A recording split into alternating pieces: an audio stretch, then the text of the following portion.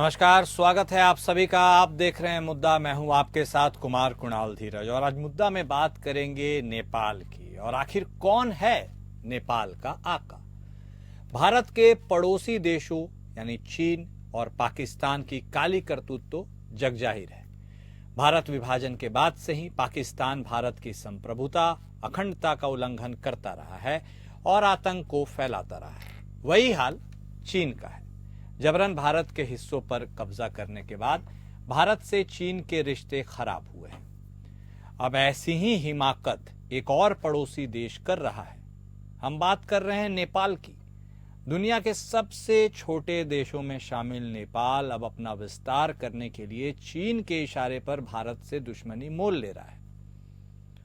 वो अवैध तरीके से भारत के हिस्सों को अपना बता रहा है और तो और अपने नोटों मानचित्रों में भी उन्हें अपना हिस्सा बताकर खूब आराम से छपवा रहा है। दरअसल भारत और नेपाल के रिश्तों को बिगाड़ने के लिए और भारत का एक नया दुश्मन पैदा करने के लिए चीन भरकस कोशिश कर रहा है।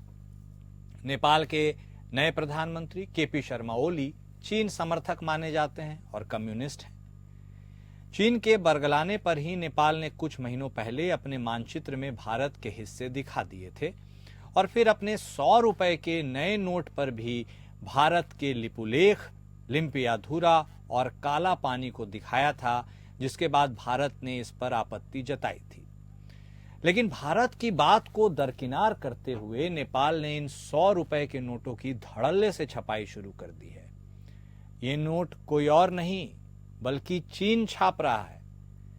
नेपाल की सेंट्रल बैंक, नेपाल राष्ट्र बैंक ने चीन की नोट छापने वाली company bank note printing and minting corporation से अपने नए नोट छापने के लिए बड़ी डील की है।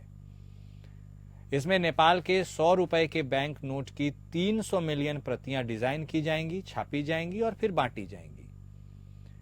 जानकारों का कहना है कि नेपाल जो हरकत कर रहा है उससे यह कहना गलत नहीं होगा कि नेपाल चीन और पाकिस्तान जैसी ही हरकत भारत से कर कर अब दुश्मनी मोल ले रहा है। नेपाल अपने नए 100 रुपए के नोटों में भारत के इन्हीं लिपुलेख, लिम्पियाधुरा और काला पानी क्षेत्रों को दर्शा रहा है। दरअसल लिपुलेख, लिम्पियाधुरा और काला पानी भारत और नेपाल बॉर्डर पर बसे हुए हैं। नेपाल और भारत दोनों ही इन क्षेत्रों पर अपना दावा करते हैं। ये क्षेत्र उत्तराखंड में स्थित हैं। इनकी रणनीतिक स्थिति के चलते इन दोनों देशों के बीच तनाव पैदा हुआ है। अब इस विवाद को चीन हवा दे रहा है। चीन की शह पर नेपाल भारत से दुश्मनी मोल लेने को तैयार भी है।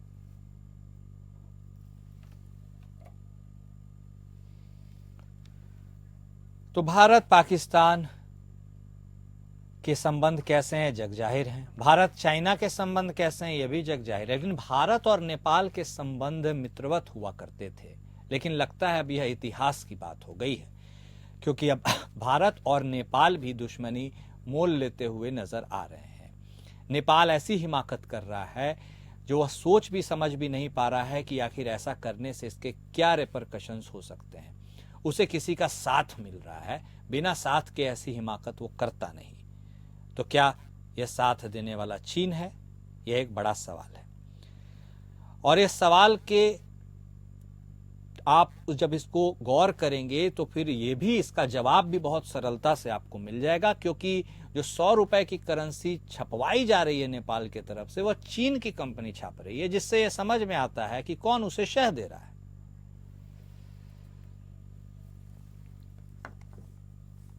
और आखिर नेपाल की यह जो अब भूमिका सामने आ रही है, चीन संभवतः इसे हवा दे रहा है और इसके चलते नेपाल जो अपने तीखे तेवर दिखा रहा है, इसके क्या रिपरकशंस हो सकते हैं, इसी पर आज हम बातचीत करेंगे। हमारे साथ हमारे खास मेहमान जुड़ चुके हैं। हमारे साथ बतौर पूर्व राजनयिक मंजू सेठ जी हमारे साथ जुड़ी हैं, तो वहीं हमारे साथ संजीव श्रीवास्तव साहब भी जुड़ चुके हैं। सामरिक मामलों के आप जानकार हैं।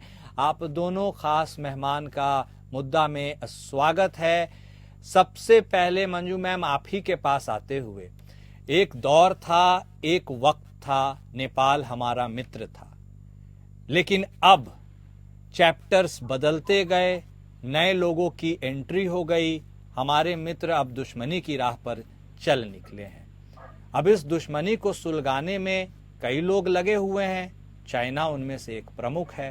तो कहने की बात यह है मंजू मैम कि हमारे जो बॉर्डर पड़ोसी देश हैं, अब वह हमारे मित्र कम दुश्मन की भूमिका में ज्यादा है। ऐसे में हमारे यानी हमारे भारत देश के लिए यह कितनी बड़ी चुनौती है। और एक सबसे बड़ी बात है, नेपाल जो दुनिया के सबसे छोटे देशों में शामिल है, वह भी अब भौवें तरेर रहा है भारत के खिलाफ। यह बहुत चिंता का विषय है। आपका इसमें क्या पॉइंट ऑफ व्यू है मैम? बिल्कुल आपने सही इसको समाप्त किया है स्थिति को, कि इस वक्त बहुत ही एक चैलेंजिंग स्थिति है भारत के लिए, क्योंकि चारों तरफ से हम देख रहे हैं अस्थिरता और क्या कहें एनिमिटी, दुश्मनी की एक भावना साथ में आ गई है। फ्रेंडशिप है लेकिन साथ साथ एक नेगेटिव और एक एडवर्सरियल काइंड ऑफ एलिमेंट एक आ गया रिश्तों में। और ये बिल्कुल सही कहा आपने, और लोग हवा देने में लगे हुए हैं। और पहले बहुत अच्छे रिश्ते थे, लेकिन जब से ये कम्युनिस्ट पार्टी वहां पे आई है, वो बिल्कुल चाइना के सपोर्ट बहुत स्ट्रांग है उनके लिए, वो तो बहुत ऑब्वियस है। और वो बिल्कुल चाइना के साथ अपना मित्रता बहुत स्ट्रांग करे। उनको लगता है उनके हित में है कि दोनों बिग नेबर्स के बीच में हम लैंडलॉक्ड हैं, तो चीन के साथ भी अच्छे रिश्ते उनको रखने बहुत जरूरी हैं। वो अपने रिश्ते उनके साथ भी खराब नहीं कर सकते, लेकिन ना भारत के साथ वो। लेकिन उनको लगता है कि उनका थोड़ा सा झुकाव है वो चीन की तरफ लग रहा है, क्योंकि वो खुद भी उनको सपोर्ट मिला था जब ये माओइस्ट बहुत वहाँ पे उनका जो चल रहा था मूवमेंट नेपाल में।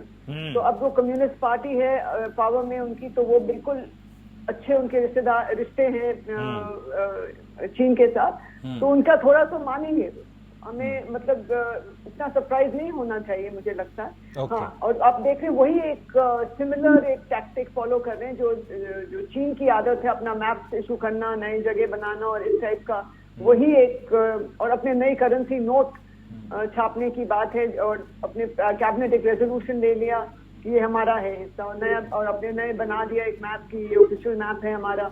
जो चीन की हरकतें हैं उसी किस्म का यहाँ भी कर रहे हैं। इंस्टेड ऑफ कि साथ में बातचीत करें, बैठ के इसको सुलझाएं। और ये बहुत दिनों से जो बॉर्डर एक फोरम है, उसका बॉर्डर रेजोल्यूशन फोरम हमारे दोनों देशों के बीच में है, तो डिस्कशन चलते रहते हैं। ठीक है, टाइम लगेगा, लेकिन उनको उसका थोड़ा सा मान देना चाहिए। यूनिलैटरली एक डिसीजन ले लिया है कि हम ये हिस्से हमारे हैं। ठीक है, ये विवादित है, तो उसको सुलझाना चाहिए। ठीक है, ओके। संजीव श्रीवास्तव साहब हमारे साथ जुड़े हुए हैं। सर, 1750 किलोमीटर लंबी बॉर्डर हमारी नेपाल के साथ, 5 स्टेट्स जहां से बॉर्डर लगती है, सबसे छोटे देशों में शामिल नेपाल, 100 रुपए के नोट पर हमारे क्षेत्रों को अब छापना।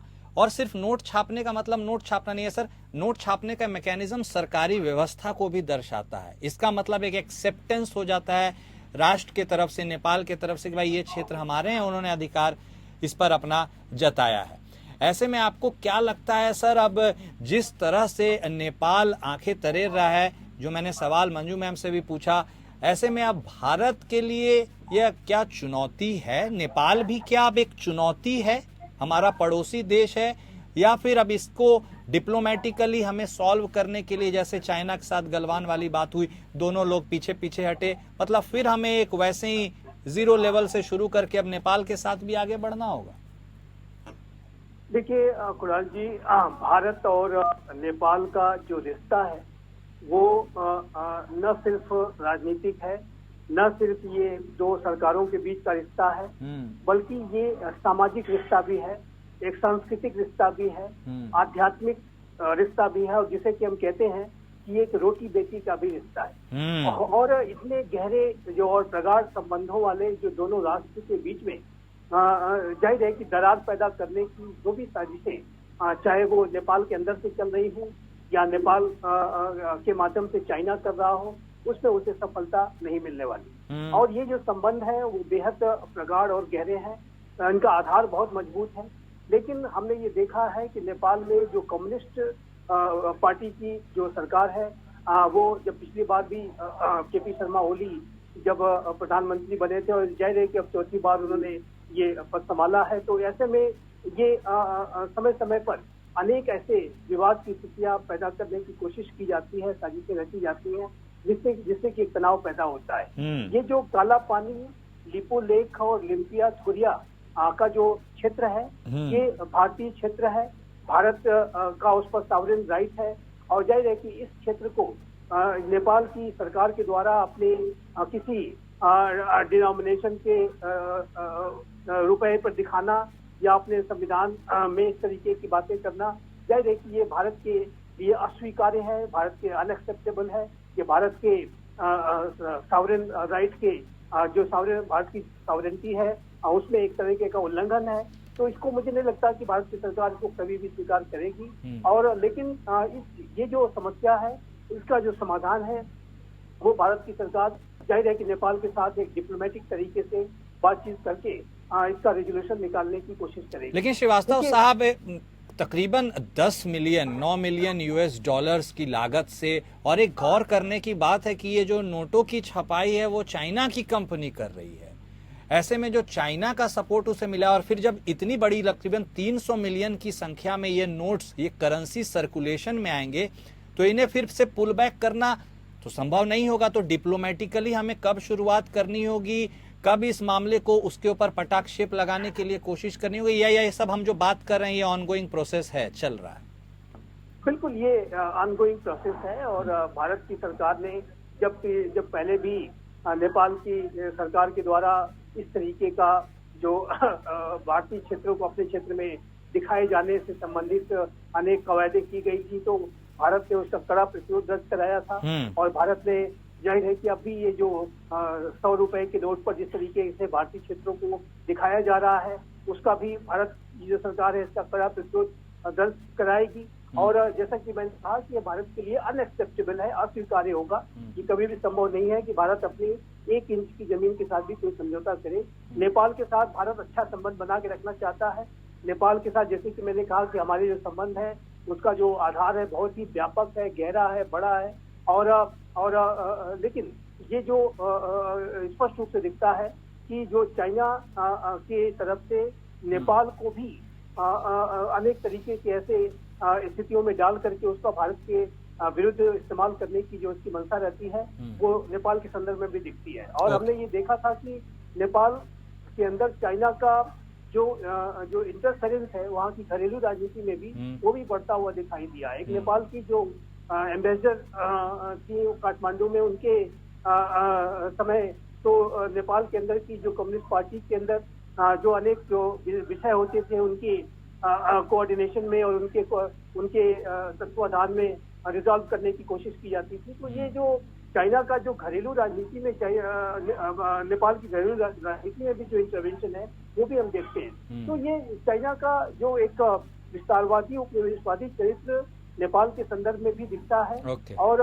नेपाल के बारे में हालांकि मैं एक बात अवश्य नोट करना चाहूंगा, जो कि नेपाल के शासकों को भी इस बात को समझना चाहिए कि जो चाइना के माओ जेडोंग की जो पाम और 5 फिंगर की जो स्ट्रेटजी, उसमें नेपाल भी उसका एक हिस्सा है। और जाहिर है कि जो नेपाल के ऊपर भी चाइना की एक दृष्टि रहती है। भारतीय क्षेत्र तो है ही, भूटान है ही, अरुणाचल प्रदेश, लद्दाख, सिक्किम तो है ही, साथ ही साथ नेपाल भी उसका एक हिस्सा है। तो चाइना की ये मंसूबे रहते हैं कि वो नेपाल को भी अपने प्रभाव क्षेत्र में ले, अधिक से अधिक उस पर आधिपत्य करे। और तो ये जो चाइना की जो मंसूबे हैं उसको नेपाल के शासकों को समझना होगा। लेकिन दुर्भाग्य से वहाँ पर हम देखते हैं कि जब कम्युनिस्ट पार्टी की सरकार वहाँ होती है तो उनका जो झुकाव है वो चाइना की तरफ ज्यादा बढ़ना शुरू हो जाता है, जो कि भारत के लिए जाहिर है कि चुनौतियां पैदा तो अवश्य करेगा, लेकिन साथ ही साथ ये नेपाल के अपने भविष्य के लिए भी अच्छा नहीं होगा। इसलिए नेपाल के शासकों को सतर्कता के साथ चाइना के साथ अपनी जो भी डीलिंग है वो करनी चाहिए। और जो आपने ये आपने प्रश्न उठाया है कि ये जो करेंसी जो छापी गई है इसका जो कॉन्टेक्ट है वो चाइनीज कंपनी को दिया गया है। ये स्पष्ट रूप से संकेत है कि चाइना के इंस्टिगेशन में आकर के, चाइना के प्रभाव में आकर के असंभव है कि नेपाल इस तरीके के कवायदे कर रहा है, और जो कि जाहिर है कि भारत और नेपाल के संबंधों में ये तनावपूर्ण स्थितियां पैदा कर सकता है। लेकिन इतना कहने के बाद मैं अवश्य कहूंगा कि क्योंकि भारत और नेपाल के रिश्ते इतने प्रगाढ़ और गहरे हैं कि किसी 1 या 2 विषयों की वजह से इन संबंधों को ब्रेक नहीं किया जा सकता। इसमें तनाव तो लाया जा सकता है, लेकिन इन संबंधों को कोई गहरे तरीके से नकारात्मक रूप से अगर कोई प्रभावित करने की और उसको पूरी तरह से बाधित करने की अगर कोशिश करेगा तो उसमें उसे सफलता नहीं मिलने वाली। ओके, तो बिल्कुल ठीक कहा आपने। और मंजू मैम, जिस तरह से संजीव सर ने कहा है भाई दोनों देशों के लिए हाँ ठीक है, चुनौतीपूर्ण तो स्थिति है, और ऐसे में नेपाल जो उस मोड पर चल रहा है, तू डाल में पात पात चीन को कॉपी करने की कोशिश कर रहा है, छोटा चीन संभवतः बनने की कोशिश कर रहा है, लेकिन उसको चीन के मंसूबे नहीं पता कि चीन किसी को भी यूज एंड थ्रो पॉलिसी में विश्वास रखता है। वो उसे यूज करेगा, जब उसका मकसद पूरा हो जाएगा वो उसे साइड कर देगा। लेकिन नेपाल के लिए जो रिपरकशन इंडिया के तरफ से आएगा वो काफी गहरा हो जाएगा। तो क्या नेपाल के लिए भी this is high time to understand कि हम जो उनके पुराने साथी रहे वही सबसे विश्वसनीय है, ना कि वो जो अपॉर्चुनिस्टिक बिहेवियर से अभी उन्हें यूटिलाइज कर रहे हैं और बाद में उन्हें साइडलाइन कर देंगे तो नेपाल का होगा तो होगा क्या? बिल्कुल उनको ये समझना चाहिए, बहुत जरूरी, और आपने बिल्कुल करेक्ट एक एनालिसिस दिया है कि चीन का ये जो यूज करना है अलग अलग, हम देख ही रहे हैं हमारे नेबरहुड में सब जगह एक प्रेशर भी डालते हैं, टेंशन भी क्रिएट करते हैं, उनको यूज करते हैं। जब उनको लगता है उनका मकसद पूरा हो गया तो उनके ऊपर और हावी भी होने की कोशिश करते हैं, कंट्रोल करने की कोशिश करते हैं। और नेपाल में भी आप देखेंगे उनके जो बॉर्डर डिस्प्यूट चीन के साथ भी हैं, उसके भी वो कोशिश करेंगे कि हम अपना उसके ऊपर हम कब्जा कर लें, अपने जो इलाके हैं जो उनके ऊपर वो क्लेम करता है। तो ये उनकी ये वहाँ के नेपाल के सरकार को भी समझना चाहिए, चाहे कम्युनिस्ट पार्टी है, उनको पता है, उनको अपने जो पुराने फ्रेंड्स हैं उनको नहीं भूलना चाहिए। इंडिया के साथ तो बहुत ही, जैसे संजीव जी ने भी कहा, एक बहुत ही गहरा रिश्ता रहा है और इंटरट्वाइंड है दोनों देशों के बीच में, इतना स्ट्रॉन्ग मूवमेंट भी अलाउड है, और हमारी फौजों में भी है वो लोग, सब जगह है। और एक इंसिडेंट से जरूर टेंशन आ गई है और आएगी भी, और ये कोशिश रहेगी उनकी कि बार बार उसको एक वो दें, क्या कहते हैं, एक लगाते रहें, थोड़ा सा उसमें हवा देते रहें। चीन का ये इरादा रहेगा, लेकिन वहाँ के लोगों को, वहाँ की सरकार को समझना चाहिए कि ठीक है, उनके जो हित में होगा थोड़ा चीन के साथ अपना बना के रखना जरूरी है, लेकिन not at the cost of उनका जो इंडिया के साथ जो रिलेशनशिप है, जो इंडिया के साथ जो उनकी पार्टनरशिप है, उसको उनको इम्पैक्ट नहीं होने देना चाहिए, क्योंकि बहुत इंटरट्वाइंड है दोनों की। बिल्कुल सही कहा। और मैम, एक हमारी खुली बॉर्डर्स, हमारी बिल्कुल संजीव सर भी जैसे कह रहे थे, सामाजिक सांस्कृतिक जो सभ्यता हम कैरी फॉरवर्ड कर रहे हैं, इतना बड़ा हमारा खुला बॉर्डर है, फिर यदि प्रॉब्लम होगी तो फिर प्रॉब्लम बहुत दूर तक चली जाएगी। और ऐसे में आपको क्या लगता है, क्या वहां की जो सत्तारूढ़ पार्टी है उनको लिए भी एक पॉलिटिकल माइलेज लेने के लिए, अपने आप को प्रासंगिक बनाने के लिए इस तरह के काम कर रहे हैं, जैसा संभवतः कनाडा भी करता है? क्या ये भी एक ट्विस्ट हो सकता है? ये भी हो सकता है कि ताकि वो अपना उल्लू सीधा करें, जिसे कहते हैं, एक को प्ले करें दूसरे के अगेंस्ट। ये भी हो सकता है, लेकिन ज्यादा मेरा मानना है कि वो चीन के दबाव में, चीन के हिसाब से और चीन वाली पॉलिसी फॉलो कर रहा है। ये थोड़ी हमारे लिए एक चुनौती भी है और एक थोड़ा कंसर्न की बात है कि वो वाला यूनिलैटरली जो जैसे चीन डिक्लेयर करता है वैसे ये भी डिक्लेयर करे कि ये हिस्सा हमारा है। ये बिल्कुल एक ये थोड़ा सा सोचते हैं कि हमारे लिए ये अच्छा है, लेकिन उनको समझना चाहिए ये बिल्कुल सही पॉलिसी नहीं है उनकी, और इस पे बिल्कुल बातचीत से इसका समाधान निकालना चाहिए। हाँ संजीव सर, अब पुष्प कमल दहल साहब भी जब थे, उसके बाद अब फिर केपी शर्मा साहब, भाई कम्युनिस्ट रहे, तो क्या हम लोग सिर्फ नेपाली कांग्रेस का वेट करेंगे कि भाई जब वो सरकार में आएंगे तभी जाकर के भारत के साथ हमारे मित्रवत संबंध हो पाएंगे, या वैसा हो पाएगा, या फिर माफ कीजिएगा, या फिर जो सवाल मैंने मंजू मैम से भी पूछा था कि क्या इसमें कोई पॉलिटिक्स भी निहित है, या फिर जिस ओर उन्होंने मंजू मैम ने इशारा किया कि नहीं ये चाइना के कंप्लीटली सोलली दबाव के कारण भी संभवतः ऐसा हो रहा है, और यदि ऐसा होता रहेगा तो how long are we going to tolerate this? Sanjeev sir देखिए कुणाल जी, नेपाल भारत के सहयोग के बगैर वो प्रगति नहीं कर सकता। वहाँ पे अगर शांति, सुरक्षा, स्थिरता और संपन्नता स्थापित करनी है, उसे आगे बढ़ाना है अपने राष्ट्र को, तो भारत के साथ उसका सहयोग जो है अपरिहार्य है। उसके बिना वो चल नहीं सकता, चाहे वो कम्युनिस्ट पार्टी की सरकार हो या नेपाली कांग्रेस की सरकार हो या कोई अन्य दल हो। भारत के साथ जो सहयोग है वो नितांत आवश्यक है। और जाहिर है कि केपी शर्मा ओली भी इस बात को जानते हैं कि वो भारत को के साथ अपना जो सहयोग है वो जो एक जिस भी स्तर का संभव है उसको वो बनाए रखेंगे। और जैसा कि हमने देखा था कि प्राइम मिनिस्टर मोदी ने अपने पिछले केपी शर्मा ओली के पिछले कार्यकाल के दौरान जो है नेपाल की यात्रा भी की थी। और जैसा कि मैंने कहा कि हमारे सांस्कृतिक आध्यात्मिक जो संबंध है, जनकपुर की भी यात्रा उन्होंने की थी और केपी शर्मा ओली भी साथ साथ उनके स्वागत में वहाँ मौजूद थे। तो मेरा ऐसा मानना है कि एंगेजमेंट तो बने रहेंगे और ये एंगेजमेंट बहुत ही प्रगाढ़ है, गहरे हैं। मैं ये नहीं कहता कि ये मिनिमल लेवल का एंगेजमेंट है, ये एंगेजमेंट बने रहेंगे।